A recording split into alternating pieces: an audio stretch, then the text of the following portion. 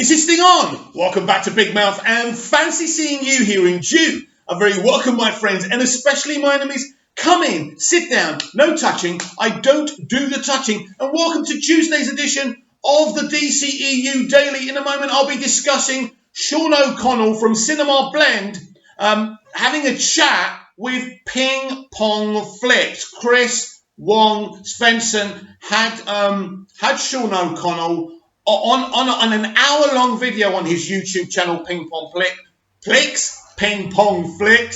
Go and check it out. I love Chris, I really do, but I also want to rant about something he's talking about in his video today, which is about Warner Brothers and this kind of partnership with other companies it had with the Joker movie. Now, Snyder acolytes are trying to put the agenda across that Warner Brothers messed up there. We're going to talk about that in a minute, but first, it's over to Jason Momoa. I love Jimmy because I love beating him up and I just love Jimmy. But there's a lot of things I had to cancel because it's important for me to be home, so I'm going to take off first thing in the morning. Also, I deleted something from my Instagram because I'm just very excited and I wasn't supposed to post that yet. So there's something really cool that's going to happen when I get back to LA. If you thought SNL was good, you better just look out, man! Coming at you. It's coming. Basically, lots of people think it's the Snyder Cut that's coming. No, it's not. He's teasing something about some kind of environmental thing he's doing, and this has happened too many times with Jason Momoa. Jason, stop doing this, please. You're doing it on purpose to get some hype into saying you're pushing, saying you're passionate about it, saying I'm passionate about as well, but you're teasing fans and you're giving us false hope. So please, Jason, stop doing it. He's not teasing the Snyder Cut, and I wish he'd stop doing that. But I love Jason Momoa. I love him as Aquaman, but I don't like the fans having false hope. So let's talk about Sean O'Connell on the Ping Pong Flicks show. It was a very interesting hour interview, and Chris did a really, really good job with it. I liked what Chris did. It's clear to me that this guy, Sean O'Connell, who's just jumped recently on the release of the Snyder Cut bandwagon, is very MCU, and he was talking a lot about certain situations. Now, he was talking about the Snyder Cut. He told us not to give up, and he hopes that someday it will happen. Then he said, very interestingly, near the end of the interview, that anything he discussed with Chris was nowhere near what Zack had discussed with him on the set of Army of the Dead. Now, this is very interesting, because if that's the case, Zack hasn't told him or any other blogger that we're any closer to getting the Snyder Cut.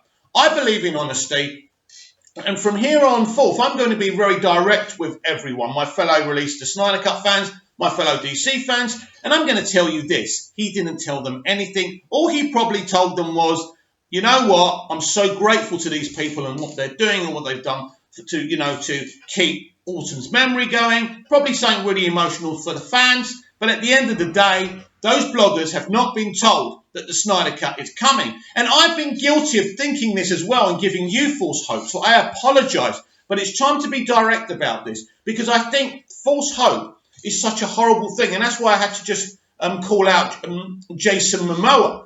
Now, what did he tell them? I don't know, but I don't think it was very, very much. But we will find out in all good time. Now, Sean was getting his knickers in a bunch about the moment in Man of Steel, where when Jonathan tells Clark off for saving the school bus, right? And he says, what do you expect me to do? Let them die? And Jonathan says, maybe. He goes, Jonathan Kent should not be saying that. You know, he's supposed to inspire this kid to be a hero. Jonathan Kent and Martha Kent don't make Clark a hero. They inspire him. They teach him good values, which helps him on his way. But ultimately, it's Clark and his Kryptonian heritage mixed with the experiences on Earth as a child and as an adult that help him become who he becomes. Of course, growing up in Smallville and being brought up by those people is very vital and very important. You've got to understand, every version of Jonathan Kent has one aim and one mission: to protect his son, to protect humanity from his secret. We saw it in Superman the movie to a point. We saw it in Smallville, and we saw it in Man of Steel. And if you go and read some comics with him in it, you'll see the same thing. All Jonathan cares about is protecting his son. Yes, and if that means he didn't save the bus, then Jonathan's fine with that, because ultimately Jonathan cares about people. He does. He's a good man. The Kevin Costner version is a good man. But ultimately, he's saying to Clark, look, it's my job to protect you. And that's why he's saying to him, maybe. He's not saying you should have. He's saying maybe. Now, Clark's reaction to that is interesting, because I think whatever Jonathan said to him, if he had to go back and do that 20 times, he would still save the bus. And that's the kind of parenting that Jonathan and Martha are all about. They advise him, they teach him good moral values, they give him a good moral compass, but ultimately, Clark always makes his own decisions, but the Kents try and give him a good balance and good lessons. That's the point.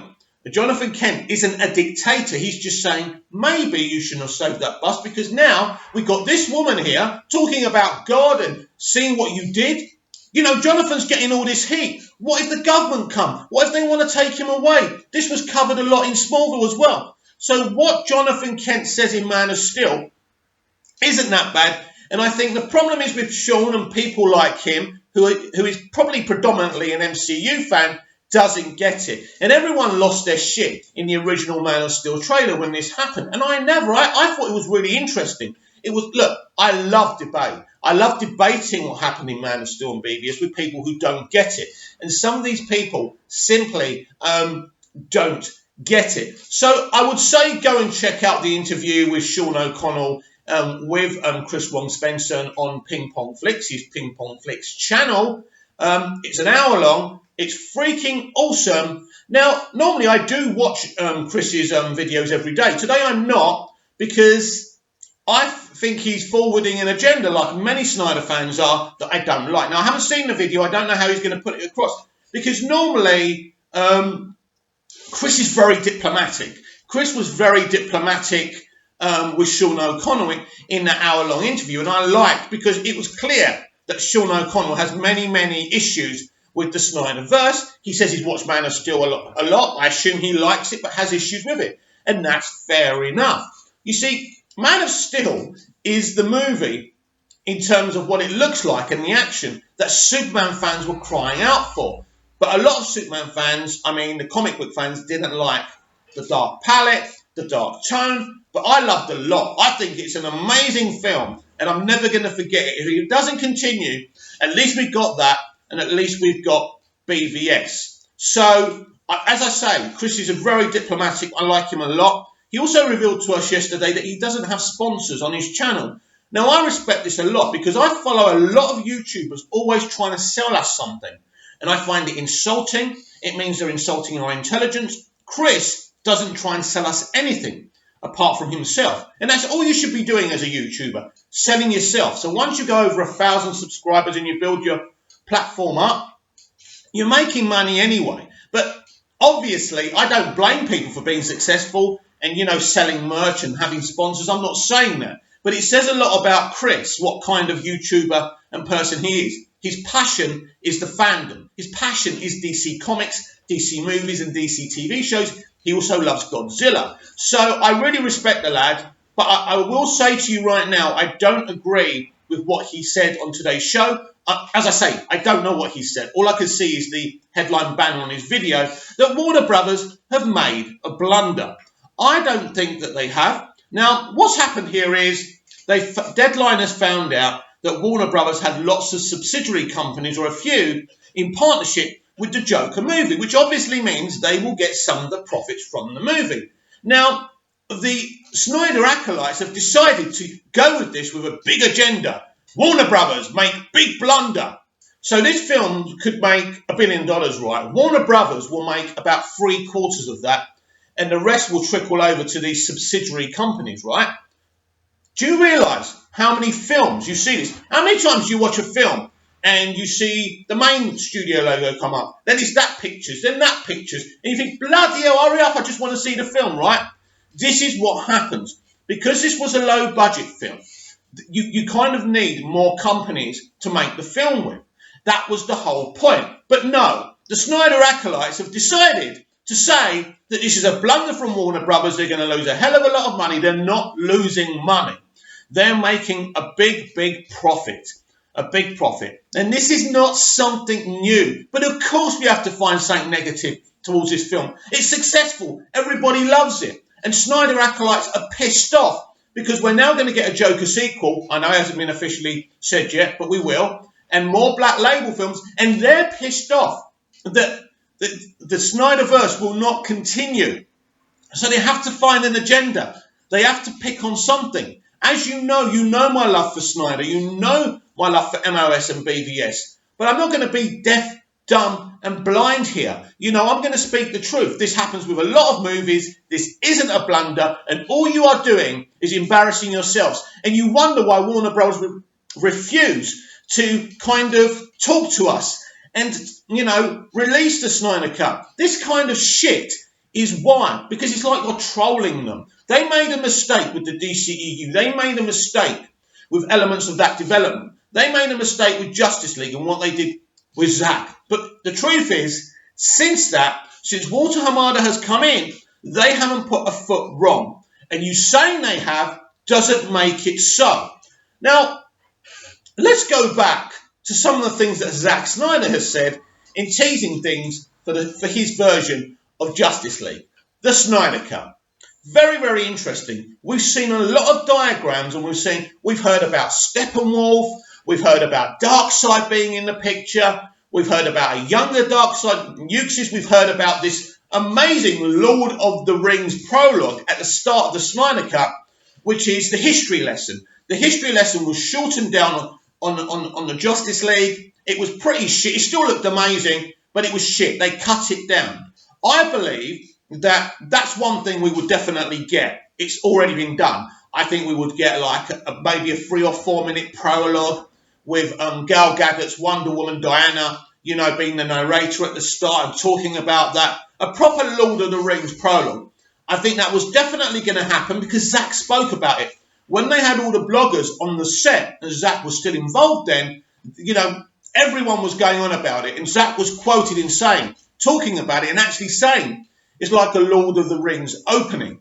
Imagine that, how amazing that was. What a shame we didn't get it. Why would you cut that? Pathetic, right?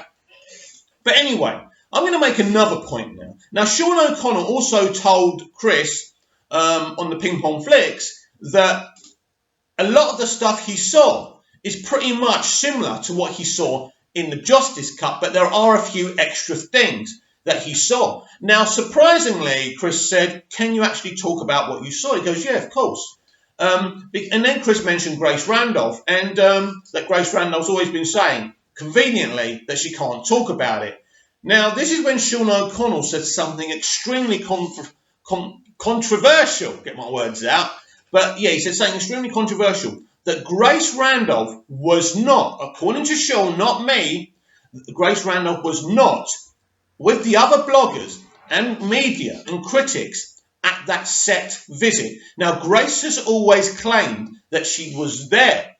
Or, now we've got to get this right, has Grace kind of said that she knows people who went? No, she said she went because she's always smug about saying, no, I told you Supergirl wasn't in the movie. The truth is, if she wasn't there, she probably spoke to someone who was there. And I think this is how she gets her information. I think she's not really a top critic. She's not a top critic. We know that anyway.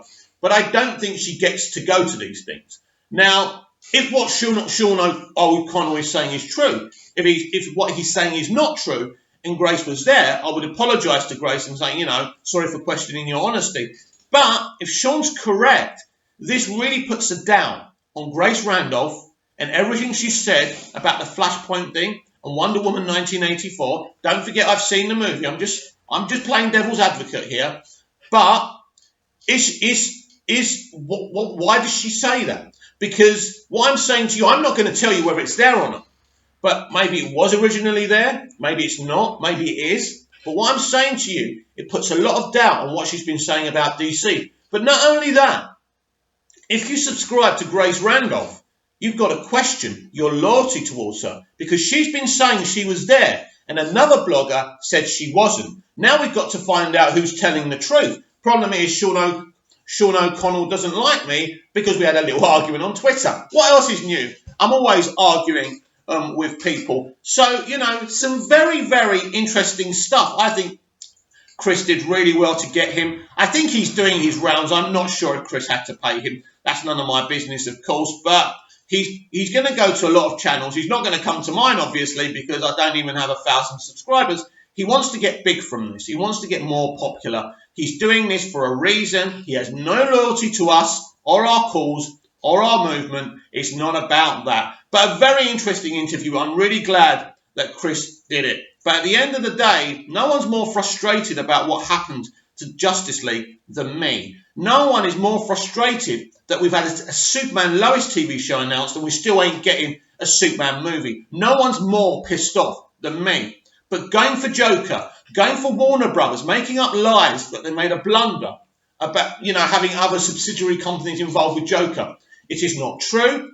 And if you think that is true, then your agenda, you are spreading a false agenda. So please comment down below. Please like, share and subscribe. Please tell me what you thought of today's video. And you can also continue the conversation over on Twitter at Movies TV Mad. I'll be back tomorrow with more DCEU Daily.